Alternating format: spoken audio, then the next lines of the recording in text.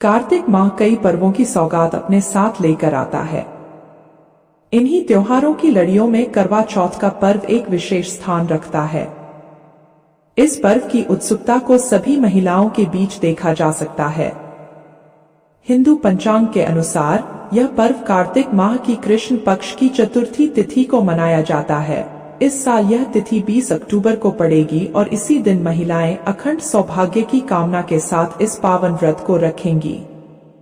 करवा चौथ पूजा मुहूर्त शाम के 5:26 से शाम के 6:41। करवा चौथ व्रत समय सुबह के 5:59 से शाम के 7:39। करवा चौथ के दिन चंद्रोदय का समय शाम के 7:39। चतुर्थी तिथि प्रारंभ 20 अक्टूबर सुबह के 6:46। चतुर्थी तिथि समापन 21 अक्टूबर सुबह के 4:16। आज मैं आपको करवा चौथ को लेकर कथा सुनाने जा रही हूँ। एक बार पांडु पुत्र अर्जुन तपस्या करने नीलगिरी नामक पर्वत पर गए। इधर द्रौपदी बहुत परेशान थी। उनकी कोई खबर न मिलने पर उन्होंने कृष्ण भगवान का ध्यान किया और अपनी चिंता व्यक्त की। कृष्ण भगवान ने कहा, बहना, इसी तरह का प्रश्न एक बार माता पार्वती ने शंकर जी से किया था। तब शंकर जी ने माता पार्वती को करवा चौथ का व्रत बतलाया। इस व्रत को करने से स्त्रियां अपने सुहाग की रक्षा हराने वाले संकट से वैसे ही कर सकती हैं जैसे एक ब्राह्मण ने की थी। प्राचीन काल में एक ब्राह्मण था। उसके 7 लड़के एवं एक गुणवती लड़की थी। एक बार लड़की मायके में थी, तब करवा चौथ का व्रत पड़ा। उसने व्रत को विधिपूर्वक किया। पूरे दिन निर्जला रही, कुछ खाया पिया नहीं, पर उसके 7 भाई परेशान थे कि बहन को प्यास लगी होगी, भूख लगी होगी, पर बहन चंद्रोदय के बाद ही जल ग्रहण करेगी। भाइयों से रहा नहीं गया। उन्होंने शाम होते ही बहन को बनावटी चंद्रोदय दिखा दिया। एक भाई पीपल की पेड़ पर छलनी लेकर चढ़ गया और दीपक जलाकर छलनी से रोशनी उत्पन्न कर दी। तभी दूसरे भाई ने नीचे से बहन को आवाज दी, देखो बहन, चंद्रमा निकल आया है, पूजन कर भोजन ग्रहण करो।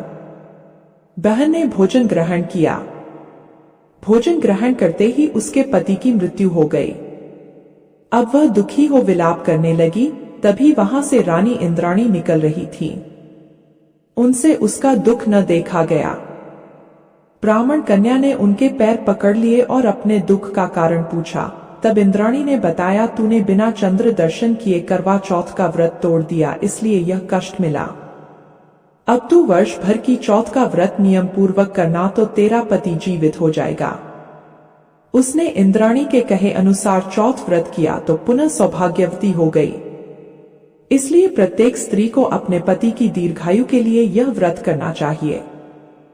द्रौपदी ने यह व्रत किया और अर्जुन सकुशल मनोवांछित फल प्राप्त कर वापस लौट आए। तभी से अपने अखंड सुहाग के लिए हिंदू महिलाएं करवा चौथ व्रत करती हैं। बहुत समय पहले की बात है। एक साहूकार के 7 बेटे और उनकी एक बहन करवा थी। सभी 7 भाई अपनी बहन से बहुत प्यार करते थे, यहाँ तक कि वे पहले उसे खाना खिलाते और बाद में स्वयं खाते थे। एक बार उनकी बहन ससुराल से मायके आई हुई थी। शाम को भाई जब अपना व्यापार व्यवसाय बंद कर घर आए तो देखा उनकी बहन बहुत व्याकुल थी। सभी भाई खाना खाने बैठे और अपनी बहन से भी खाने का आग्रह करने लगे, लेकिन बहन ने बताया कि उसका आज करवा चौथ का निर्जल व्रत है और वह खाना सिर्फ चंद्रमा को देखकर उसे अर्घ्य देकर ही खा सकती है। चूंकि चंद्रमा अभी तक नहीं निकला है, इसलिए वह भूख प्यास से व्याकुल हो उठी है। सबसे छोटे भाई को अपनी बहन की हालत देखी नहीं जाती और वह दूर पीपल के पेड़ पर एक दीपक जलाकर चलनी की ओट में रख देता है। दूर से देखने पर वह ऐसा प्रतीत होता है कि जैसे चतुर्थी का चांद उदित हो रहा हो। इसके बाद भाई अपनी बहन को बताता है कि चांद निकल आया है, तुम उसे अर्घ्य देने के बाद भोजन कर सकती हो। बहन खुशी के मारे सीढ़ियों पर चढ़कर चांद को देखती है, उसे अर्घ्य देकर खाना खाने बैठ जाती है। वह पहला टुकड़ा मुंह में डालती है तो उसे छींक आ जाती है। दूसरा टुकड़ा डालती है तो उसमें बाल निकल आता है और जैसे ही तीसरा टुकड़ा मुंह में डालने की कोशिश करती है तो उसके पति की मृत्यु का समाचार उसे मिलता है।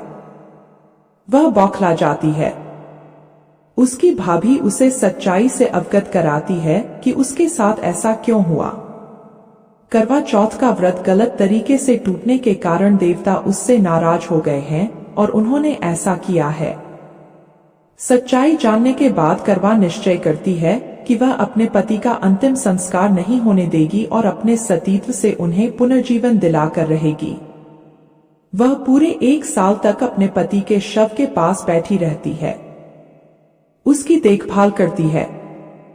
उसके ऊपर उगने वाली सुईनुमा घास को वह एकत्रित करती जाती है। 1 साल बाद फिर करवा चौथ का दिन आता है। उसकी सभी भाभियां करवा चौथ का व्रत रखती हैं। जब भाभियां उससे आशीर्वाद लेने आती हैं तो वह प्रत्येक भाभी से यम सुई ले लो, पिया सुई दे दो, मुझे भी अपनी जैसी सुहागिन बना दो, ऐसा आग्रह करती है।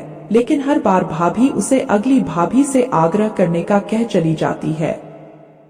इस प्रकार जब छठे नंबर की भाभी आती है तो करवा उससे भी यही बात दोहराती है।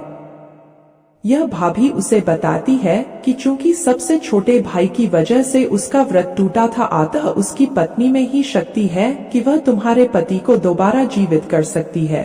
इसलिए जब वह आए तो तुम उसे पकड़ लेना और जब तक वह तुम्हारे पति को जिंदा न कर दे उसे नहीं छोड़ना। ऐसा कहकर वह चली जाती है। सबसे अंत में छोटी भाभी आती है। करवा उनसे भी सुहागिन बनने का आग्रह करती है, लेकिन वह टालमटोली करने लगती है। इसे देख करवा उन्हें जोर से पकड़ लेती है और अपने सुहाग को जिंदा करने के लिए कहती है। भाभी उससे छुड़ाने के लिए नोचती है, खसोटती है, लेकिन करवा नहीं छोड़ती है। अंत में उसकी तपस्या को देख भाभी पसीज जाती है और अपनी छोटी अंगुली को चीरकर उसमें से अमृत उसके पति के मुंह में डाल देती है।